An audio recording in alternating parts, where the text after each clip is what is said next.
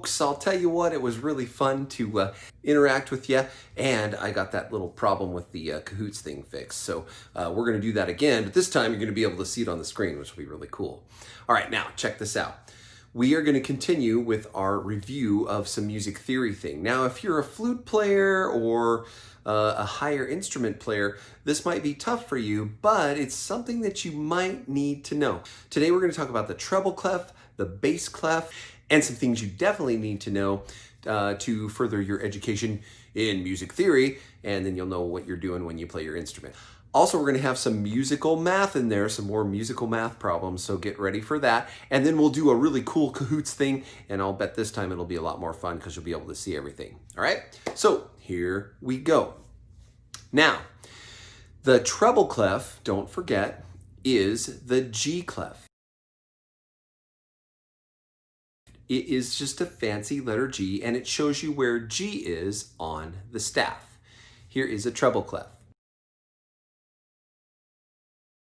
Now, the bass clef is actually a fancy letter F. Now, don't forget, over 200 years ago, this is how they wrote the letter F. And this is how they wrote and the treble clef is how they wrote the letter G. So here is the bass clef. This is what it looks like, and this is really, literally, the letter F. And it shows you where F is on the staff. Excellent.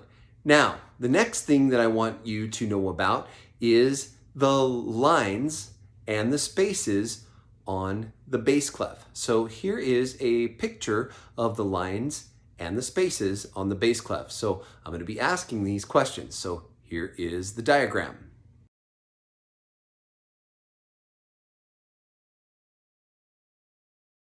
Now, you remember from our last time, a double bar line at the end of a song means to end the song.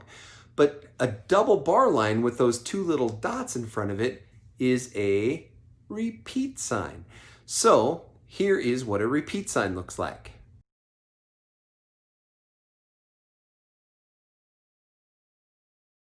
Next, we're going to talk about ties and slurs. There's a big difference. Now remember, a tie ties two of the same note together. So let's say you have a C and another C and you want to hold them for a really long time, you'll tie them together. Now a slur is when you want to bring the notes together and make them flow like this, okay? Kind of funny, but a slur actually does that.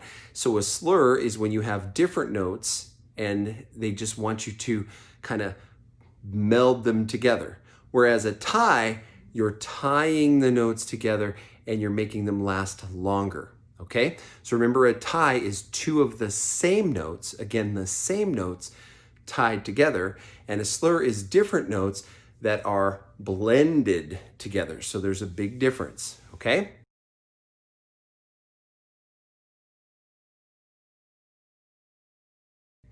Now, let's get into our dynamics. Dynamics are the louds and the softs of music. Now, don't forget, all of the language that we talk in music is Latin. That's an important thing, going to be on the quiz. Latin is the language that we're speaking when we're talking about music, because back in the olden days in Europe, where the center of music was, the main language was Latin, so you had to know that. So here's the thing. When we talk about super, super, super quiet, we have two letter P's. It's two P's. Here's what it looks like.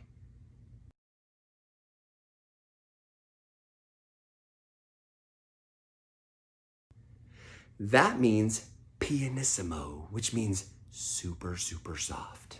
Super soft. Then we have just one P, which is piano, which is just soft.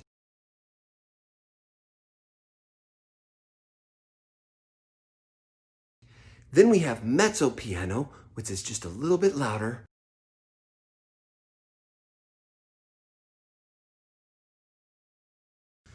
Then we have what we call forte, which is loud. That's about, normal volume, like what I'm talking now.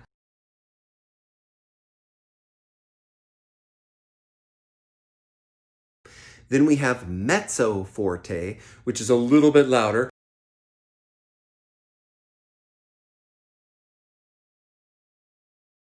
And then we have fortissimo, which is super loud.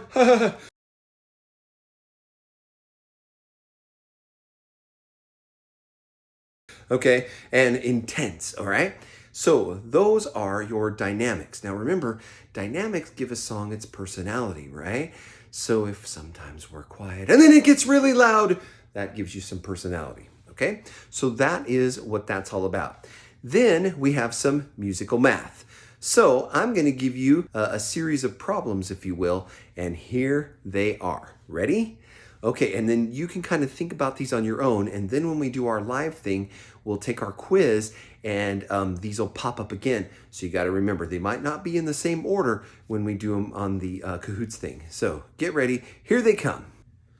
All right, the very first math problem is what's a quarter note plus a quarter note plus a half note?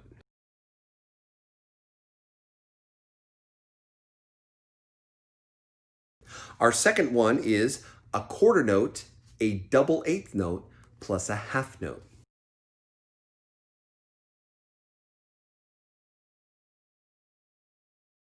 Our next one is a whole note plus a half note.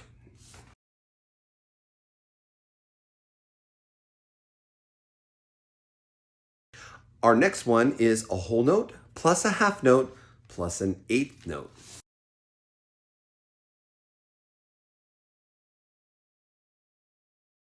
Our next one is an eighth note plus a quarter note.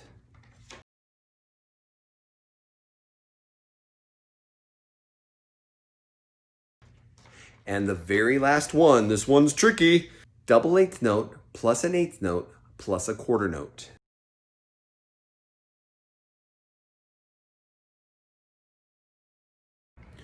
So be thinking about these things so that you can be on your game for our next live meetup.